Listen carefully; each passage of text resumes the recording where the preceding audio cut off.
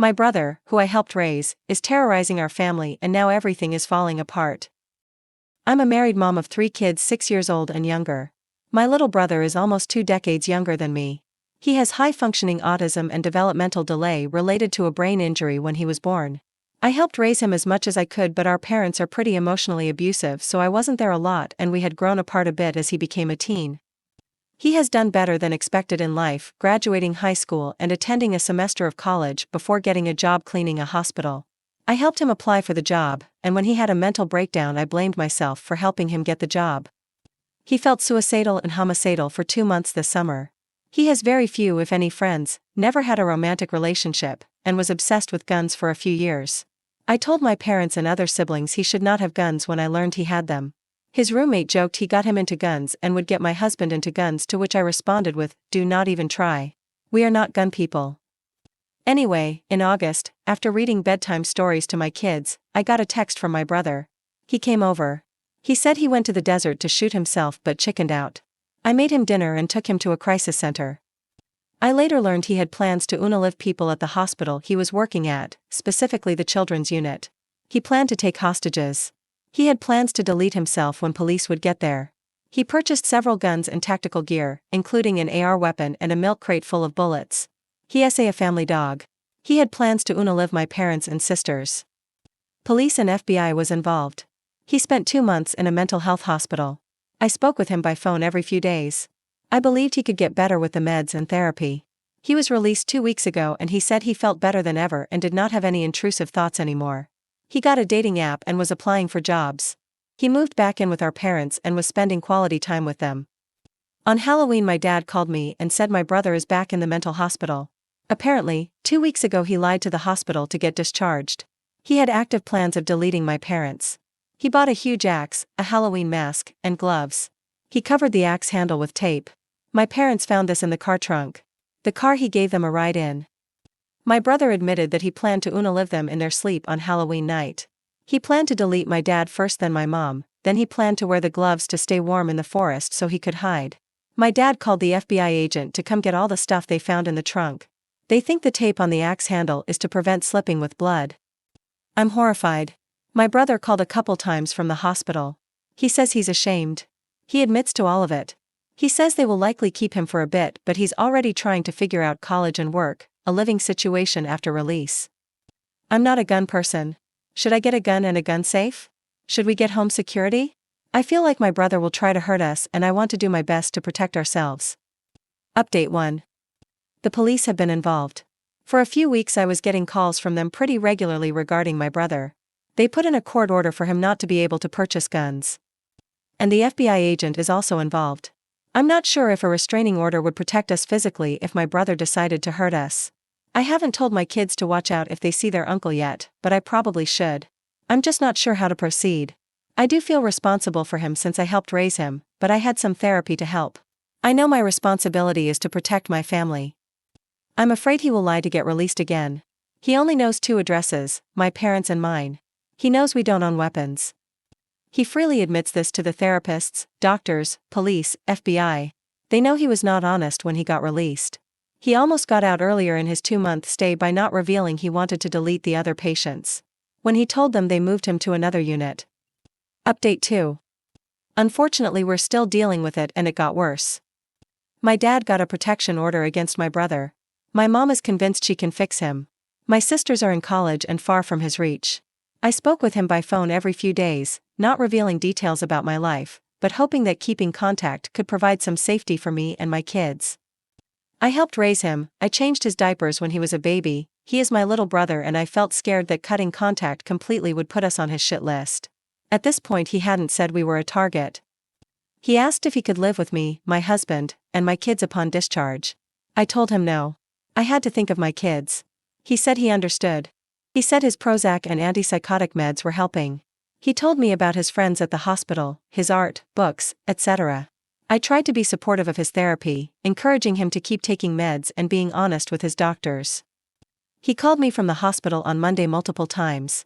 I was at work seeing patients so I couldn't talk. I picked up finally. He said he regrets not shooting up the hospital. He said he can't stop thinking about buying a sledgehammer and coming to my house, breaking and using it, then using it to delete me and the kids and my husband. He sounded like he was smiling and waiting for a reaction. It seemed like he was telling me because he got a kick out of it. I tried to stay calm not to give him the satisfaction.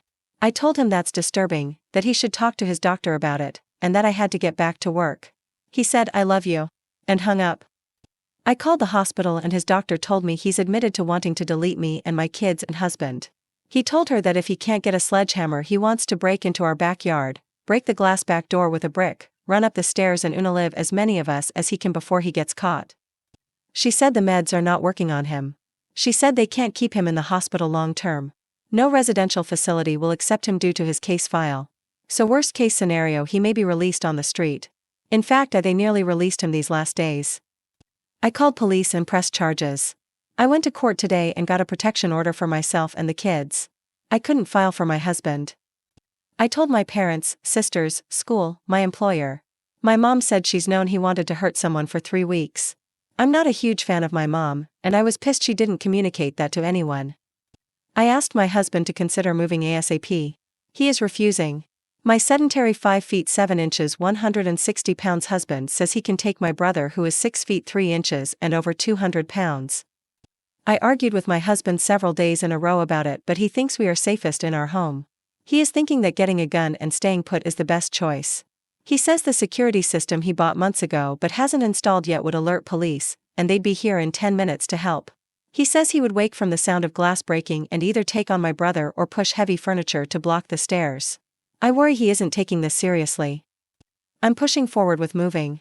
I set up a visit with the bank to see if we can sell the house and buy a new one, and I am contacting a lawyer to set up a trust so I can pay bills and purchase the new home under the trust.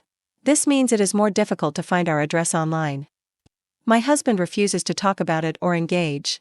He's not helping make any arrangements. It stresses him out too much. I told him that once I hear that my brother is released from the hospital I am grabbing the go bag and the kids and leaving. He can stay in his house and fight my brother. I can't control what my husband does, but I feel that I can't risk it. My kids are too precious. I don't want my husband to be at risk, but I'm exhausted from trying to convince him we need to move. We are not safe in our house. I've seriously only ever been able to convince him to do anything when I'm on the brink of serving him papers. It is very infuriating. He's agreed to move but is sulking about it. He told me I'm not giving him time to get the house ready to sell, but all he's done is lay on the couch depressed. I'm encouraging him to call his therapist. I'm not even sure how to help him. Update 3.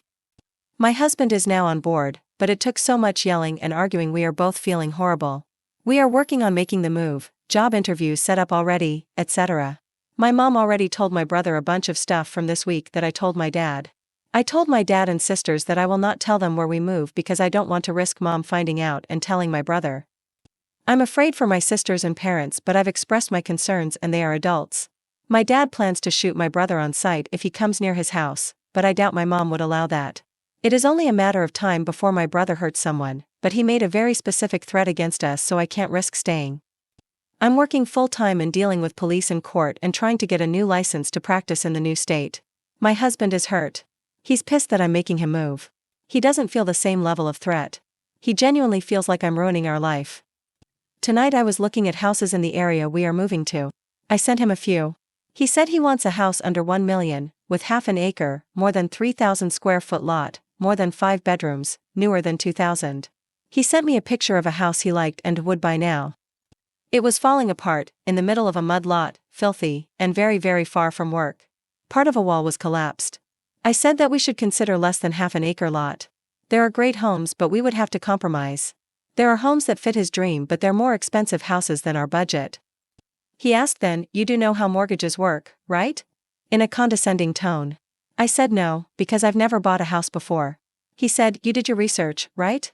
You always tell me to read parenting books." I do ask him to read parenting books.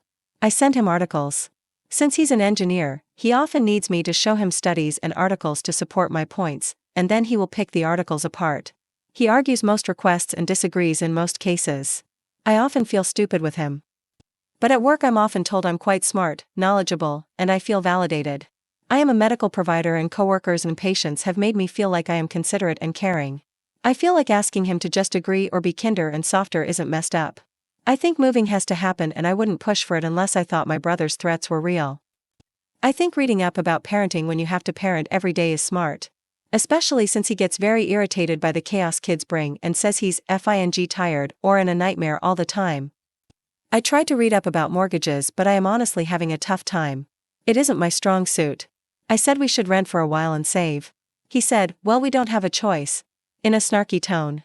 I wished he would have said something simple like, yeah, I agree. Or, yeah, I think so. Just be kind. I started crying and left. We've been together for 12 years and I love our kids.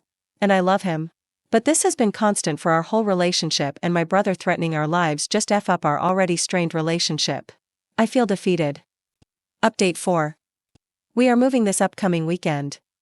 My husband has been more supportive with the move, even though he still feels that he could take on my brother. I'm not interested in physically confronting my brother. I don't want to live in constant fear. Meds and the psych hospital didn't help him. I think the only thing that will help is a long-term inpatient unit, but our state doesn't have those resources. My brother was released from the hospital straight to jail. He currently awaits his court date in May. I met with the prosecutor today and gave my statement. They put his bail at $500,000, the highest the detective I've been working with has seen for a misdemeanor. His lawyer requested to lower it, but the judge refused to lower the bail amount. I was told the judge is aware of his previous serious plans and preparations to delete people. The prosecutor plans to go for the most jail time possible for this, a year. I don't know if jail is right for him, but if he is released he will hurt someone. I spoke with my dad, and he was so mad at me for speaking with the police. He kept saying how my brother was asking for help and sharing his fantasies with me, not threatening me. He kept telling me to withdraw my statement. He said that I am the one that put my brother in jail. It broke my heart. I told my dad that I only told the police the truth. I told him my brother is sick and will hurt someone. My dad said, you don't have a crystal ball. True. But he's made his intentions clear again and again and again. His doctor said he has no empathy. His only thrill is thinking about hurting others. The prosecutor said that even if I withdraw my complaint, the state is still bringing these charges.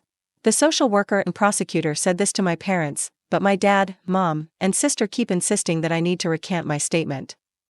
I feel so heartbroken that my dad and family are blind to it. Everyone else, police and medical staff included, can see the clear writing on the wall. Update 5. I want to let you know we are safe. We are in our new state. My husband is trying his best and being far more supportive.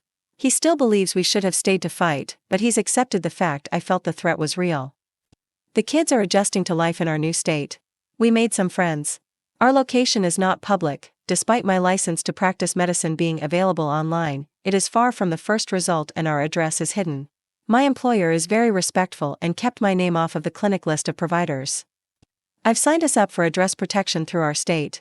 This is thanks to many of you who advised me to move and hide our address. I appreciate all your kind advice. I am flying back to our old state today to testify against my brother tomorrow. He decided to go for a jury trial on advice from my parents. I'm an anxious mess and have tons of conflicting feelings. I helped raise my brother, and a large part of my identity has been helping and protecting my siblings.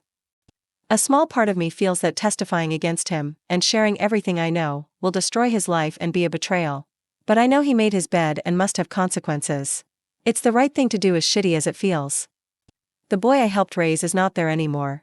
He is not the same person that a dog, that has threatened to shoot up a hospital pediatric unit, delete my sisters, unalive my parents with an axe, or delete me and my husband and kids with a sledgehammer.